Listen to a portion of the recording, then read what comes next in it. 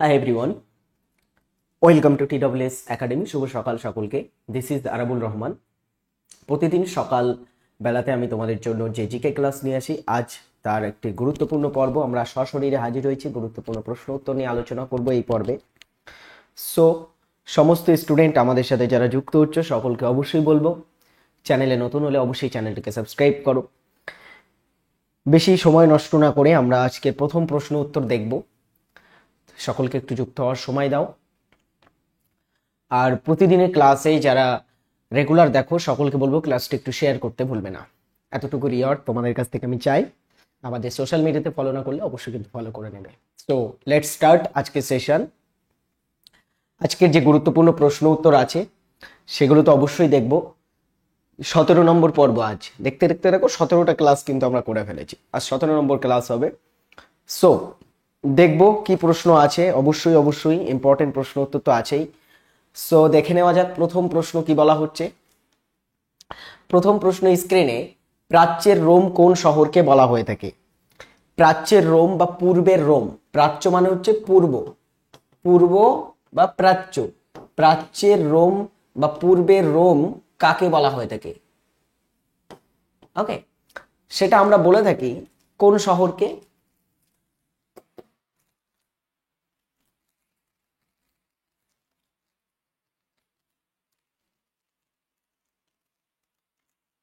এক মিনিট। সেটা আমরা বলে থাকি ম্যাঙ্গালোর শহরকে। ম্যাঙ্গালোরটা হচ্ছে কর্ণাটকে অবস্থিত একটা শহর। এটা কোথায় আছে? কর্ণাটকে কিন্তু অবস্থিত আছে এই শহরটি। এই শহরটাকে আমরা সাধারণত প্রাচ্যের রোম বলে থাকি। পরের প্রশ্ন দেখব, নীল বিদ্রোহ প্রচারিত হয়েছিল হিন্দু প্যাট্রিয়টে, সংবাদ প্রভাকরে, স্টেটম্যানে নাকি ইংলিশ ম্যানে? এখানে কিছু পত্রিকার নাম দেওয়া আছে। এই পত্রিকাগুলির মধ্যে কোন পত্রিকাতে নীল বিদ্রোহ বা যেটাকে আমরা নীল রেভলিউশন বলে থাকি সেই নীল বিদ্রোহটা প্রচারিত হয়েছিল? নীল বিদ্রোহ এটা সাধারণত বাংলায় শুরু হয়েছিল। নীল বিদ্রোহ আমরা যদি দেখি বাংলায় শুরু হয়। নীল বিদ্রোহটা ডিয়ার স্টুডেন্টস 1859-60 সালের দিকে সংগঠিত হয়েছিল। কোথায় হয়েছিল? বাংলাতে। এই নীল বিদ্রোহ খুবই ইম্পর্টেন্টলি একটা পত্রিকাতে একজন বিশেষ সাংবাদিকের দ্বারা কিন্তু এটা প্রকাশিত হয়েছিল বা প্রচারিত হয়েছিল।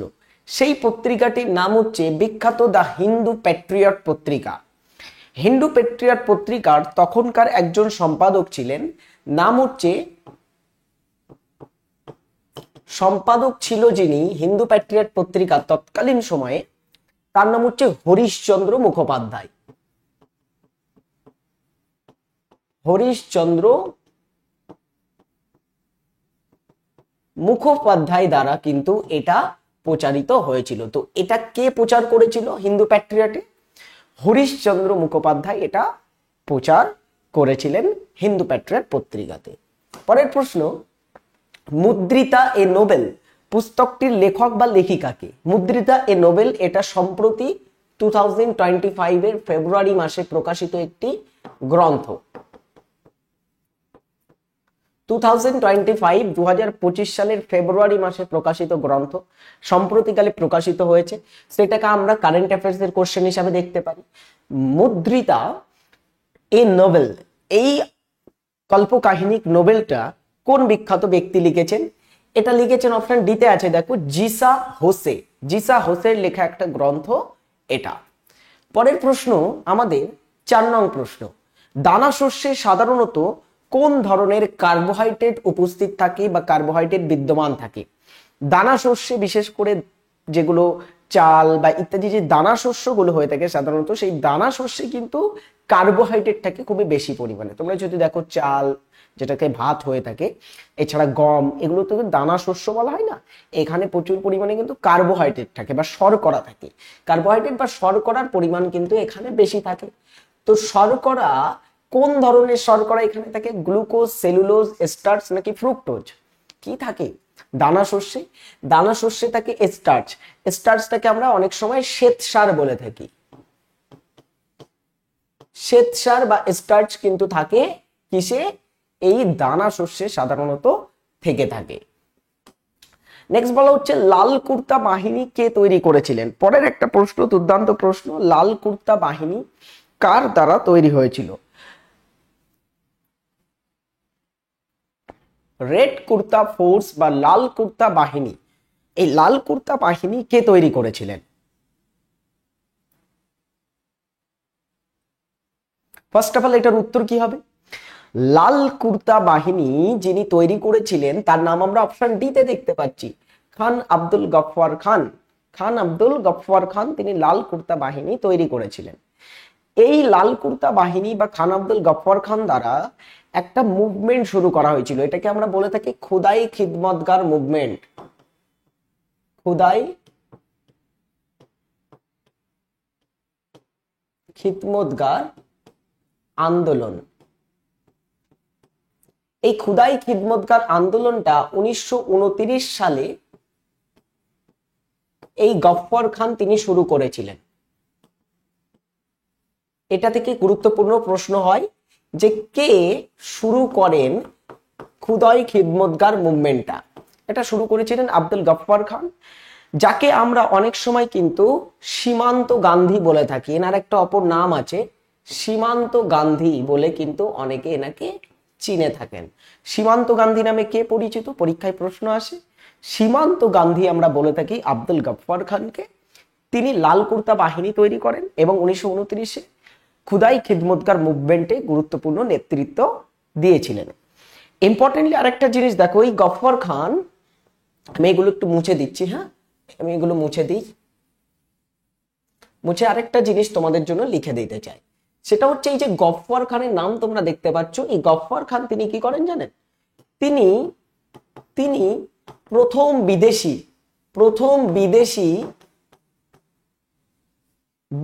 যিনি ভারত রত্ন পেয়েছিলেন।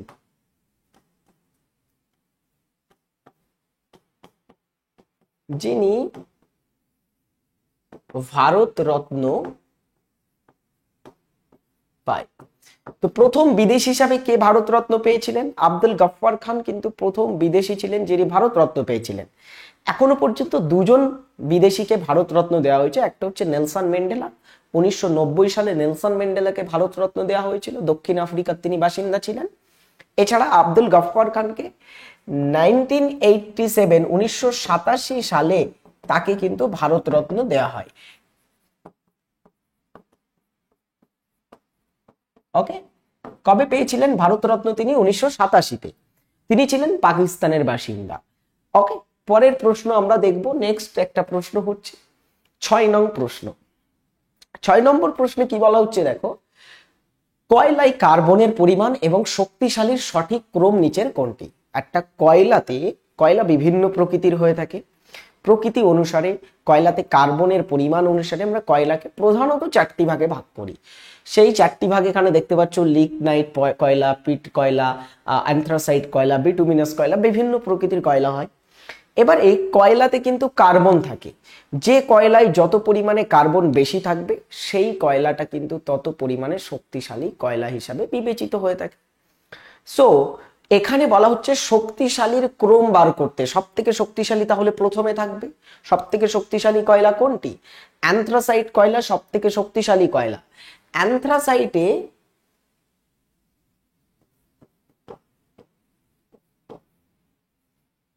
এক মিনিট, অ্যান্থ্রাসাইট কয়লাতে কার্বন থাকে কতটা জানো? কার্বন থাকে 80 থেকে 90% কিন্তু কার্বন থাকে। 80 থেকে 90% কার্বন অ্যান্থ্রাসাইটে থাকে। তো অ্যান্থ্রাসাইট একদমই সব থেকে শক্তিশালী কয়লা। তারপরে হচ্ছে বিটুমিনাস কয়লাতে কার্বন থাকে 60 থেকে 80% কিন্তু কার্বনের পরিমাণ থাকে বিটুমিনাস কয়লাতে। ওকে, এরপরে আরেক ধরনের কয়লা হয় যেটা হচ্ছে লিগনাইট কয়লা। লিগনাইট কয়লাতে কার্বনের পরিমাণ থাকে অলমোস্ট তোমার হচ্ছে 40 থেকে 60% প্রায় কিন্তু কার্বন থাকে লিগনাইট কয়লাতে। আর সব থেকে নিকৃষ্ট মানের কয়লা হচ্ছে পিট কয়লা, যেটা সব থেকে খারাপ প্রকৃতির কয়লা, এটাতে কার্বনের পরিমাণ কম থাকে। পিট কয়লাতে কার্বনের পরিমাণ থাকে অলমোস্ট, যদি আমরা দেখি 40-র নিচে, অর্থাৎ 50%-এর নিচে কিন্তু এখানে কিন্তু কার্বন থাকে। 50%-এর নিচে কার্বন যেটাতে থাকবে সেটাকে আমরা কি বলবো? সেটাকে আমরা কিন্তু বলবো যে এটা পিট কয়লা, সবচেয়ে খারাপ প্রকৃতির কয়লা। এবারে এখানে এই পরপর দেখো, অ্যান্থ্রাসাইট প্রথমে আসবে, তারপরে বিটুমিনাস, তারপরে লিগনাইট, তারপরে পিট। এটা কোথায় পাচ্ছি? অপশন বি তে পেয়ে যাচ্ছে আমরা এটা, অ্যান্থ্রাসাইট, বিটুমিনাস, লিগনাইট, পিট কয়লা। এগুলো হচ্ছে কয়লার কিন্তু কার্বনের পরিমাণ অনুসারে শ্রেণী বিভাজন। নেক্সট প্রশ্ন, ভারতের জাতীয় জনগণনা 2025-এ কি নতুন বিষয় অন্তর্ভুক্ত করা হয়েছে? সম্প্রতিকালে আমাদের কেন্দ্রীয় মন্ত্রকের দ্বারা বা কেন্দ্রীয় যে মিনিস্ট্রি আছে তাদের দ্বারা কিন্তু ঘোষণা করা হয়েছে যে সম্প্রতিকালে কিন্তু সেন্সাস, কাস্ট সেন্সাস হতে চলেছে। কাস্ট মিন্স জাতি গণনা। তো জাতি গণনাটা কিন্তু সম্প্রতি হবে। তো জাতিভিত্তিক গণনাটা বা জাতিভিত্তিক তথ্যটা কিন্তু অ্যাড করা হয়েছে। সম্প্রতি জাতি গণনার কথা কিন্তু ভারত সরকার ঘোষণা করেছে এবং এটা হতে চলেছে। ওকে, এরপরে চলো আমাদের নেক্সট হচ্ছে গুরুত্বপূর্ণ, ফ্যাসিবাদ কি ধরনের রাজনৈতিক মতবাদ? ফ্যাসিবাদ আসলে কি? ফ্যাসিবাদ কি ধরনের রাজনৈতিক মতবাদ?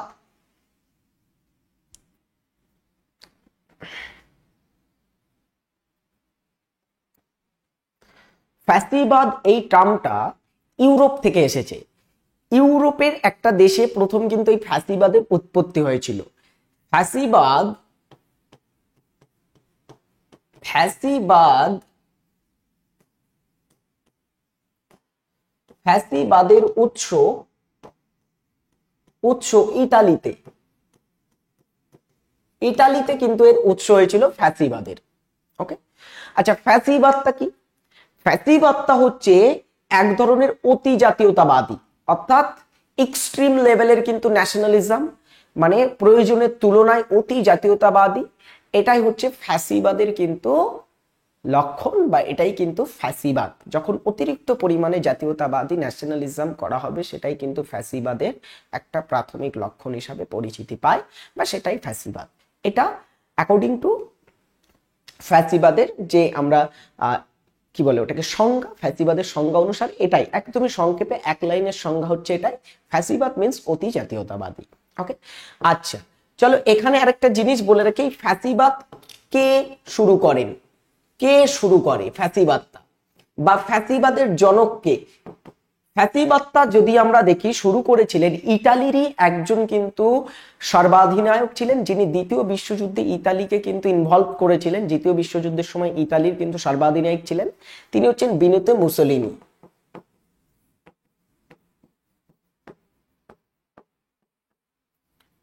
বেনিতো মুসোলিনি ইনি কিন্তু ইতালির একজন সর্বোচ্চ শাসক ছিলেন, তিনি এই ফ্যাসিবাদটার জনক হিসাবে পরিচিতি পায়। ওকে, এরপরে চলো নেক্সট, হাম্পি নামক ঐতিহাসিক স্থানটি কোথায় আছে? হাম্পি বলে এই ঐতিহাসিক স্থানটি আমরা কোথায় পাবো? হাম্পি হচ্ছে একটা হিস্টোরিক্যাল প্লেস এন্ড এটা ইউনেস্কো ওয়ার্ল্ড হেরিটেজ সাইট।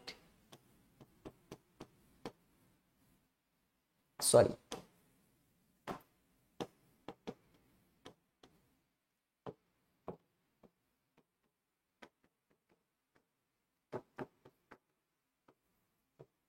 এটা একটা ইউনেস্কো ওয়ার্ল্ড হেরিটেজ সাইট হিসাবে স্বীকৃতি পায়। এই UNESCO world heritage site Hampi, এটা ছিল বিজয়নগর সাম্রাজ্যের রাজধানী, যেটা দক্ষিণ ভারতে রাজত্ব করেছিল মধ্যযুগে। সেই হাম্পির মনুমেন্টস, হাম্পি আমরা পাবো কোথায়? কর্ণাটকে একটা নদীর তীরে আছে যেটার নাম হচ্ছে তুঙ্গভদ্রা নদী। তুঙ্গভদ্রা হচ্ছে কৃষ্ণা নদীর একটা উপনদী। তুঙ্গভদ্রা নদীর তীরে এটা আছে। ওকে, এবং এটাকে ওয়ার্ল্ড হেরিটেজ সাইটের তালিকায় স্থান দেওয়া হয় কবে জানো? 1986 সালে এটাকে ওয়ার্ল্ড হেরিটেজ সাইটের তালিকাভুক্ত করা হয়েছিল। বর্তমানে ভারতে 43টি ওয়ার্ল্ড হেরিটেজ সাইট আছে, তার ভিতরে একটা কিন্তু এই হাম্পির মনুমেন্ট সমূহ বা হাম্পির যে শহরটা ছিল সেটা।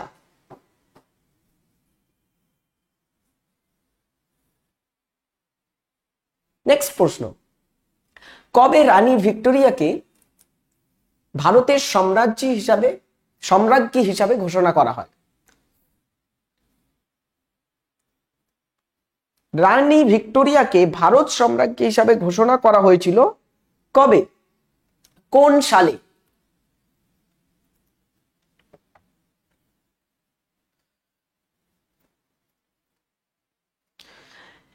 রানী ভিক্টোরিয়াকে ভারত সম্রাজ্ঞী ঘোষণা করা হয় 1877 সালে। এর সময় 1877-এর আগে 1876-এ একটা অ্যাক্ট পাস হয়েছিল, যেটাকে আমরা বলে থাকি রয়্যাল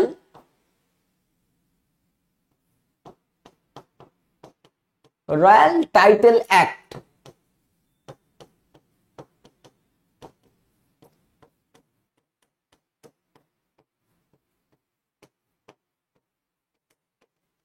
ওকে, তো কোন অ্যাক্ট অনুসারে তিনি ভারত সম্রাজ্ঞী হয়েছিলেন? রয়্যাল টাইটেল অ্যাক্ট অনুসারে তিনি ভারত সম্রাজ্ঞী ঘোষণা হয়েছিলেন।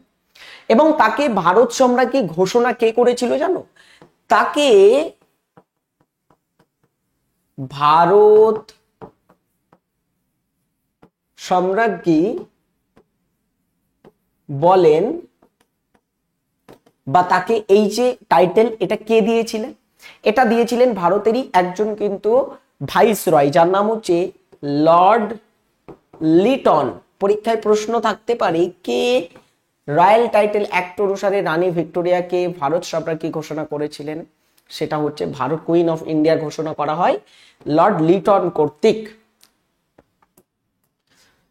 2025 সালের কুম্ভ মেলা কোথায় অনুষ্ঠিত হয়? ওয়ার্ল্ডের লার্জেস্ট পিপল গ্যাদারিং কোথায় হয়? কুম্ভ মেলাতে হয়ে থাকে। ওয়ার্ল্ডের সবচেয়ে কিন্তু আমরা যদি দেখি লার্জেস্ট ফেয়ার, লার্জেস্ট মেলা কুম্ভ মেলা। কুম্ভ মেলা 4টি শহরে হয়, এটা আমাদের সকলে জানা আছে। কুম্ভ মেলা এটা 12 বছর অন্তর কিন্তু কুম্ভ মেলাটা, পূর্ণ কুম্ভটা হয়ে থাকে 12 বছর অন্তর। কুম্ভ মেলা 4টি শহরে হয়। একটা হচ্ছে নাসিক শহরে হয়ে থাকে মহারাষ্ট্রের, এছাড়া হরিদ্বারে হয়ে থাকে, নাসিক, হরিদ্বার, উজ্জয়িন এবং আরেকটি হচ্ছে এলাহাবাদ বা প্রয়াগরাজ, এটার বর্তমান নাম হচ্ছে প্রয়াগরাজ। তো প্রয়াগরাজ এটা হয়, এর আগের নাম ছিল এলাহাবাদ, যেখানে গঙ্গা এবং যমুনা মিলিত হয়ে থাকে। সো এখানে এই 2025-এর কুম্ভ মেলা হয়েছে। খুবই ইম্পর্টেন্ট, এটা পরীক্ষায় আসবে কিন্তু ইম্পর্টেন্ট প্রশ্ন, এটা খুবই মোস্ট ইম্পর্টেন্ট প্রশ্ন এটা। চলো এর পরের প্রশ্ন দেখে ফেলি। পরে TWS একাডেমি অ্যাপে যারা অ্যাডমিশন নাওনি, সকলে TWS একাডেমি অ্যাপ ডাউনলোড করো এবং অ্যাডমিশন নিয়ে নাও। সেখানে দুর্দান্ত কিন্তু ক্লাস আমাদের টিচারদের দ্বারা করানো হচ্ছে। তোমরা ব্যাচগুলো দেখতে পারো, TWS একাডেমি অ্যাপ ডাউনলোড করো এবং সেখান থেকে গিয়ে ডাউনলোড করে ক্লাস দেখো। চলো পরের প্রশ্ন, কোন প্রকার কয়লা সাধারণত বিদ্যুৎ উৎপাদনে ব্যবহৃত হয়? বিদ্যুৎ, বিশেষ করে তাপ বিদ্যুৎ, যে তাপ বিদ্যুৎ গুলো উৎপাদিত হয়, তাপ বিদ্যুৎ উৎপাদনে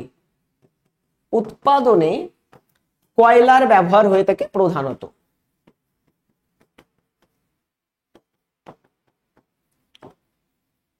তাপবিদ্যুৎ উৎপাদনে কয়লার ব্যবহার সাধারণত হয়ে থাকে, কয়লাটাকে প্রধান কিন্তু জ্বালানি হিসাবে ব্যবহার করা হয়।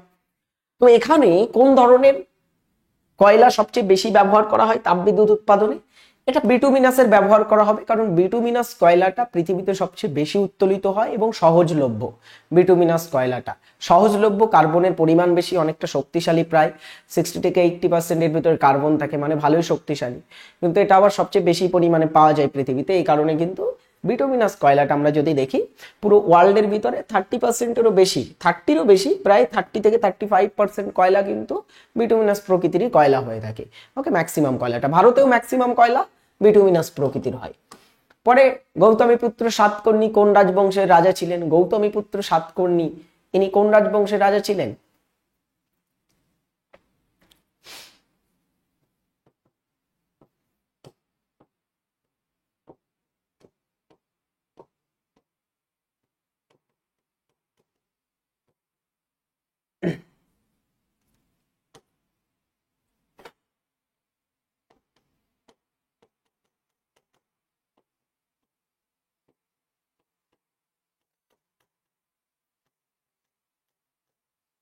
চল, গৌতমীপুত্র সাতকর্ণী ছিলেন অ্যাকচুয়ালি সাতবাহন বংশের রাজা।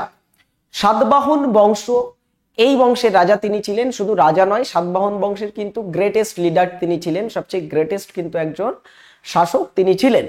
সো এই সাতবাহন বংশের গৌতমীপুত্র সাতকর্ণী সম্পর্কে একটা স্থান থেকে জানা যায়, জানো কোন স্থান থেকে জানা যায়?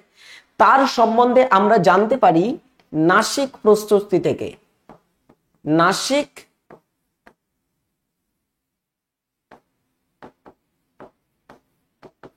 প্রশস্তি থেকে বা নাসিক শিলালিপি থেকে কিন্তু আমরা সাতকর্ণীর সম্পর্কে জানতে পারি বা নলেজ জানতে পারি, সেখান থেকে তার সম্পর্কে সমস্ত তার রাজত্বকাল সম্পর্কে জানা যায়। এর লেখক হচ্ছে, লেখক বা লেখিকা যিনি ছিলেন তিনি হচ্ছেন গৌতমী বলশ্রী, তার মাতা গৌতমী বলশ্রী এই নাসিক প্রশস্তিটি কিন্তু রচনা করেছিলেন, যেটা থেকে আমরা সাতকর্ণীর সম্পর্কে জানতে পারছি। পরের প্রশ্ন আমাদের নেক্সট হচ্ছে, কোনটি আন্দামান নিকোবর দ্বীপপুঞ্জের একটি অধিবাসী জনগোষ্ঠী? আন্দামান নিকোবর দ্বীপপুঞ্জ ভারতের একটি বঙ্গোপসাগর অঞ্চলে অবস্থিত বৃহৎ দ্বীপপুঞ্জ, ভারতের সবচেয়ে বৃহৎ দ্বীপপুঞ্জ অঞ্চল, একটা ইউনিয়ন টেরিটরিও বটে। সো এখানে কোন ধরনের উপজাতি জনগোষ্ঠী আমরা দেখতে পাই? এখানে কিন্তু বিশেষ করে দেখতে পাওয়া যায় কাদের জানো? জারোয়া নামক উপজাতি আমরা এখানে দেখতে পাই। এছাড়া টোডা উপজাতি কোথায় দেখতে পাওয়া যায়? টোডা নীলগিরি অঞ্চলে, নীলগিরি অঞ্চলে আমরা দেখতে পাই এই টোডা উপজাতিটা। ভিল উপজাতি, প্রশ্ন দেয় ভিল উপজাতি কোথায় দেখা যায়? ভিল, গোল্ড, সাঁওতাল এগুলো সব মধ্য ভারতে দেখতে পাওয়া যায়। কোথায়? উফ, খুব অসভ্য একটা পোকা এখানে এসে বোর্ডে বসছে এবং লেখায় ডিস্টার্ব করছে। ভিল হচ্ছে কি? ভিলটা হচ্ছে মধ্য ভারতে, মধ্য ভারতে এরা কিন্তু বসবাস করে। বড়ো উপজাতি অসম রাজ্যে বসবাস করে থাকে, বড়োরা অসমের কিন্তু উপজাতি। চলো এরপরে দেখি আমরা নেক্সট প্রশ্ন কি। নেক্সট প্রশ্ন হচ্ছে একটা হোমওয়ার্ক, কে ছিলেন ভারতের প্রথম ভাইসরয়? ইজি একটা হোমওয়ার্ক দেওয়া থাকবে, ভারতের প্রথম ভাইসরয় কে ছিলেন? কমেন্ট করে কিন্তু সকলে এটা জানাবে। পরের প্রশ্ন, নিচের কোন রাজ্যের রাজধানী চেন্নাই? চেন্নাই কোন রাজ্যের রাজধানী? চেন্নাইটাকে আমরা অনেক সময় বলে থাকি ভারতের কিন্তু স্বাস্থ্য রাজধানী, ভারতের তথা এশিয়ার ডেট্রয়েট এটাকে বলা হয়। অনেক সময় প্রশ্ন আসে এশিয়ার ডেট্রয়েট কাকে বলা হয়? এশিয়ার ডেট্রয়েট নামে পরিচিত হচ্ছে চেন্নাই। চেন্নাই কোন রাজ্যের রাজধানী? চেন্নাই হচ্ছে তামিলনাড়ুর রাজধানী, একদমই ভারতের দক্ষিণতম রাজ্য হচ্ছে তামিলনাড়ু। তামিলনাড়ুর রাজধানী চেন্নাই। কেরালার রাজধানী কি? তিরুবনন্তপুরম হচ্ছে কেরালার রাজধানী। কর্ণাটকের বেঙ্গালুরু, বেঙ্গালুরু হচ্ছে কর্ণাটকের রাজধানী। অন্ধ্রপ্রদেশের রাজধানী হচ্ছে অমরাবতী, এটা হচ্ছে প্রজেক্টেড রাজধানী অমরাবতী। তো এখানে কিছু আমরা গুরুত্বপূর্ণ রাজধানী জেনে নিলাম। এছাড়া তামিলনাড়ু সম্পর্কে আরেকটা তথ্য জান। তামিলনাড়ু সম্পর্কে গুরুত্বপূর্ণ তথ্য হচ্ছে তামিলনাড়ুর মুখ্যমন্ত্রীকে, মুখ্যমন্ত্রী পদে কে আছেন? রাজ্যপাল পদে কে আছেন? তামিলনাড়ুর মুখ্যমন্ত্রী পদে কে আছেন? মুখ্যমন্ত্রী পদে আছেন বর্তমানে এম.কে. স্ট্যালিন। এম.কে. স্ট্যালিন হচ্ছে তামিলনাড়ুর বর্তমান মুখ্যমন্ত্রী পদে আছেন। আর রাজ্যপাল পদে কে আছেন? আর.এন. রবি। আর.এন. রবি হচ্ছে বর্তমানে তামিলনাড়ুর রাজ্যপাল পদে আছেন। ইম্পর্টেন্ট প্রশ্ন এখান থেকে আমরা পেয়ে যাচ্ছি। চলো এরপরের প্রশ্ন। নেক্সট প্রশ্ন হচ্ছে গ্র্যান্ড প্রিক্স কোন খেলার সাথে যুক্ত? গ্র্যান্ড প্রিক্স হচ্ছে একটা টার্ম, একটা শব্দ। এই শব্দটা কোন খেলার সাথে যুক্ত একটি শব্দ?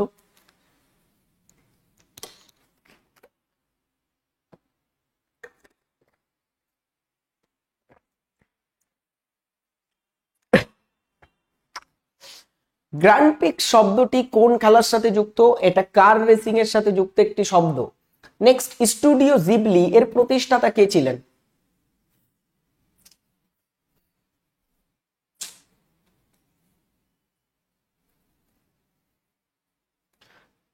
স্টুডিও জিবলির প্রতিষ্ঠাতা কে ছিলেন?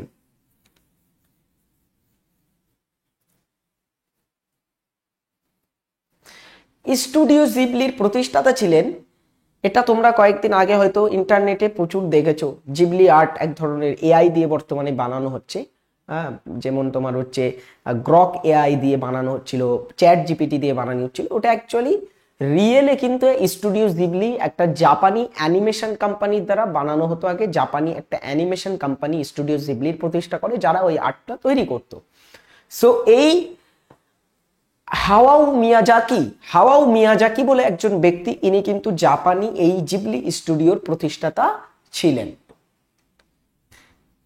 বিদ্যুৎ শক্তি উৎপাদনের জন্য কি যন্ত্র ব্যবহৃত করা হয়?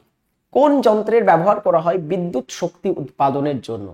জেনারেটর, ট্রান্সফরমার, ব্যাটারি নাকি রেকটিফায়ার? কোন যন্ত্রের ব্যবহার আমরা করে থাকি বিদ্যুৎ শক্তি উৎপাদনের জন্য?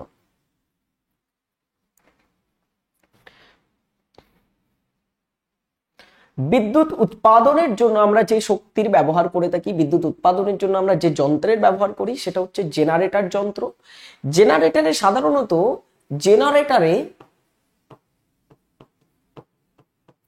জেনারেটরে মনে রাখবে যান্ত্রিক শক্তিকে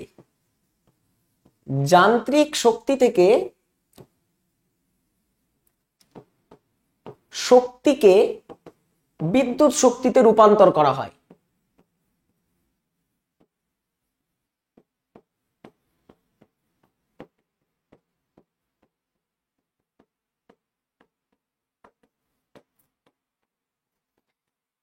অনেক সময় প্রশ্ন আসে যে কোন যন্ত্রটি যান্ত্রিক শক্তিকে বিদ্যুৎ শক্তিতে রূপান্তর করে, বা জেনারেটর কিভাবে কাজ করে থাকে, জেনারেটরের শক্তির কিরূপ তোমার হচ্ছে পরিবর্তন হয়ে থাকে, যান্ত্রিক শক্তিটাকে বিদ্যুৎ শক্তিতে এখানে পরিবর্তন করা হয়। নেক্সট, ভারতের রেল নেটওয়ার্ক বিশ্বের ড্যাশ বৃহত্তম? কততম বৃহত্তম? প্রথম, দ্বিতীয়, তৃতীয় নাকি চতুর্থ বৃহত্তম ভারতের রেল নেটওয়ার্কটা? ভারতের রেল নেটওয়ার্ক বিশ্বের ভিতরে সবচেয়ে বৃহত্তম নাকি চতুর্থ, তৃতীয়, দ্বিতীয়, কততম বৃহত্তম স্থানে আসে? চলো, বিশ্বের বৃহত্তম রেল নেটওয়ার্ক, বিশ্বের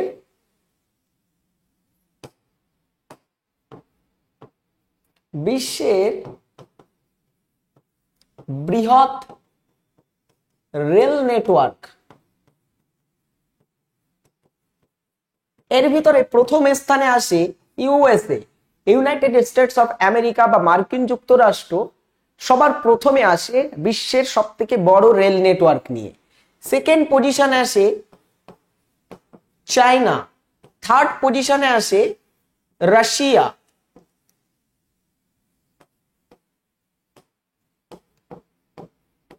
রাশিয়া এবং ফোর্থ পজিশনে এসে থাকে আমাদের ইন্ডিয়া। তো চতুর্থ বৃহত্তম রেল নেটওয়ার্ক বিশ্বের ভারত।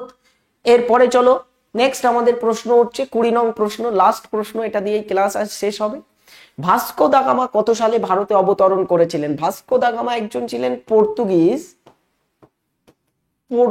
একজন কিন্তু নাবিক ছিলেন ভাস্কো দা গামা, যিনি বাণিজ্যের উদ্দেশ্যে প্রথম ইউরোপীয় যিনি ভারতে এসেছিলেন। বাণিজ্যের উদ্দেশ্যে প্রথম ইউরোপীয় হিসাবে কে ভারতে এসেছিলেন? Vasco da Gama. সেই ভাস্কো দা গামা তিনি কোথায় অবতরণ করেছিলেন, কোন স্থানে এসে পৌঁছেছিলেন ভারতে? তিনি ভারতে এসে পৌঁছেছিলেন কোথায়? কালিকট বন্দরে। কবে পৌঁছেছিলেন? খুবই সহজ জিনিস, 1498 সালে তিনি কিন্তু ভারতে এসে পৌঁছেছিলেন। 1498 সালে ভারতে আসেন প্রথম ইউরোপীয় যিনি বাণিজ্যের উদ্দেশ্যে এসেছিলেন।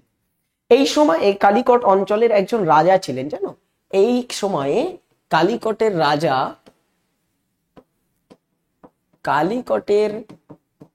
রাজা যিনি ছিলেন তিনি ছিলেন জামোরিন। সেই জামোরিন তাকে স্বাগত জানিয়েছিলেন। কে ছিলেন এই সময় কালিকটের রাজা? জামোরিন। সেই জামোরিন তাকে